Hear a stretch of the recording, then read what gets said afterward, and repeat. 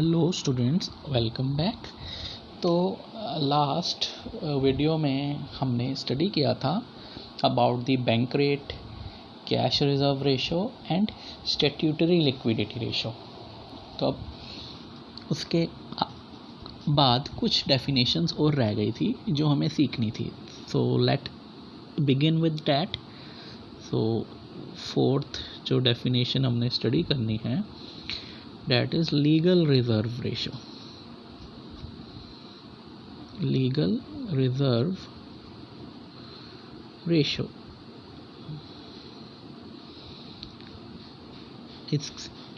इसकी short form होती है LRR, legal reserve ratio. Legal reserve ratio actually cash reserve ratio और statutory liquidity ratio का सम होता है। मैं ढंग से उतार देता हूँ, CRR प्लस SLR, ये इन दोनों चीज़ों का सम होता है। एक्चुअली ऐसा होता है, कमर्शियल बैंक्स में जो भी डिपॉजिट इकट्ठी होती है, जो भी डिपॉजिट कमर्शियल बैंक में इकट्ठी होती है, वो कमर्शियल बैंक उसमें से एक बहुत बड़ा हिस्सा अलग से रख देता है। तो उस अलग रखे हिस्से में से कुछ हिस्सा RBI के पास जाता है, वो CRR होता है, कैश रिजर्व रेशो, और कुछ हिस्सा बैंक अपने पास लिक्विड एसेट्स की फॉर्म में रख लेता है, that is statutory liquidity ratio.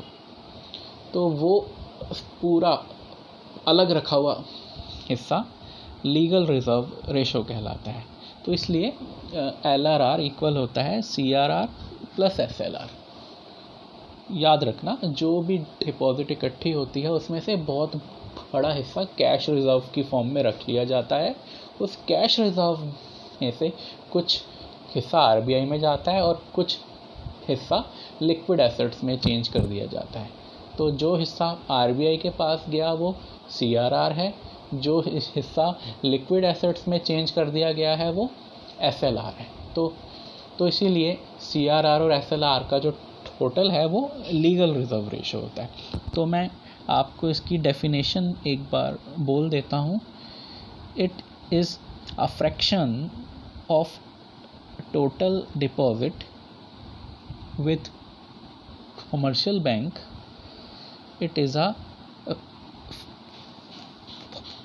fraction of total deposits with commercial bank which is to be kept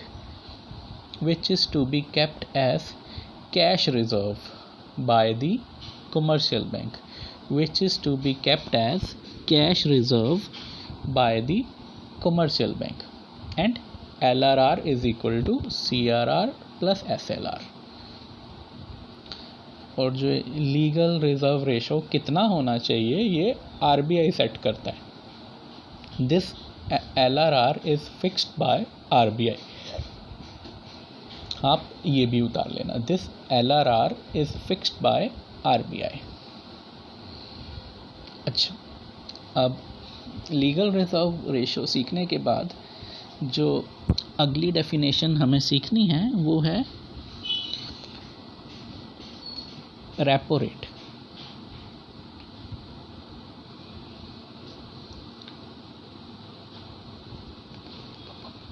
repo rate actually कभी कभार ऐसे होता है, कमर्शियल बैंक्स को पैसे की शॉर्टेज हो जाती है, तो वो RBI से शॉर्ट टर्म लोन बोरो कर लेता है। तो उस शॉर्ट टर्म लोन पर जो RBI इंटरेस्ट चार्ज करता है, उस रेट ऑफ इंटरेस्ट को रेपो रेट कहा जाता है। मैं फिर रिपीट करता हूँ कि कभी कभार कमर्शियल बैंक को जब कैश की शॉर्टेज होती है, वो RBI से, सेंट्रल बैंक से शॉर्ट टर्म लोन बोरो कर लेता है। तो उस शॉर्ट टर्म लोन पर जो RBI इंटरेस्ट चार्ज करता है, उस इंटरेस्ट रेट को रेपो रेट कहा जाता है। सो it is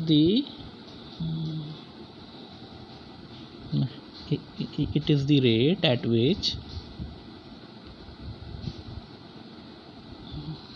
at which commercial bank can borrow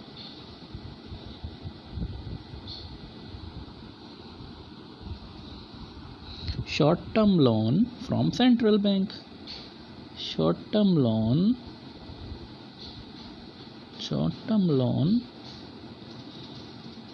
from central bank यानी कि आरबीआई इंडिया के हिसाब से. Short term loan from central bank, bracket में आरबीआई लिख दिया मैंने. तो this was explanation to the repo rate. अब रेपो रेट के बाद अब बारी है रिवर्स रेपो रेट की. तो मैं उसके लिए ये इरेज कर देता हूँ.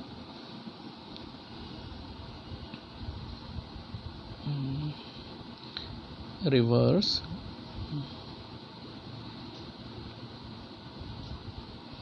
Repo rate.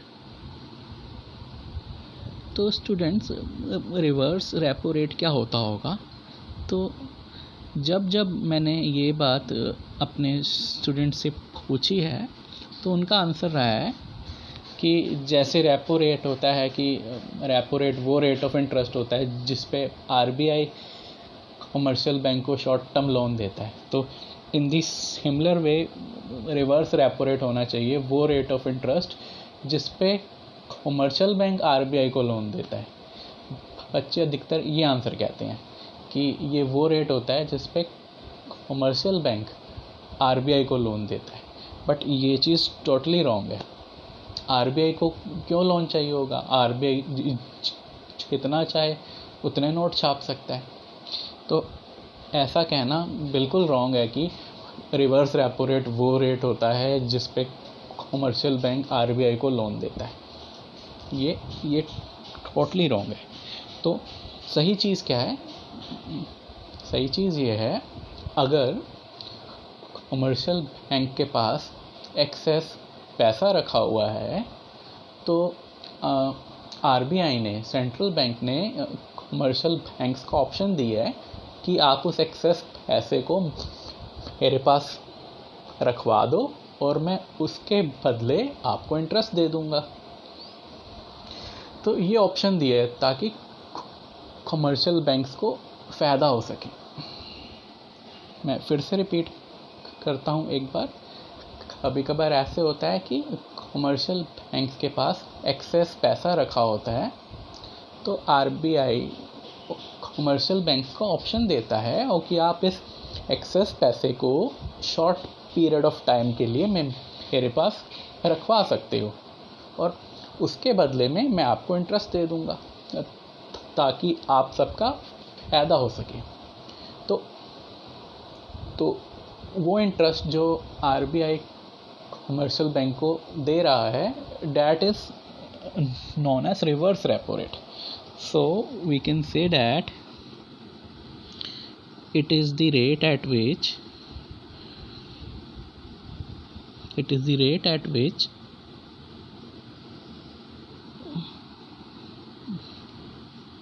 commercial bank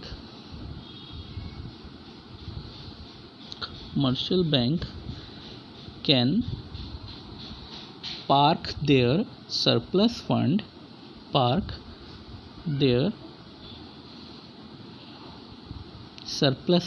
extra fund या excess fund, surplus fund with central bank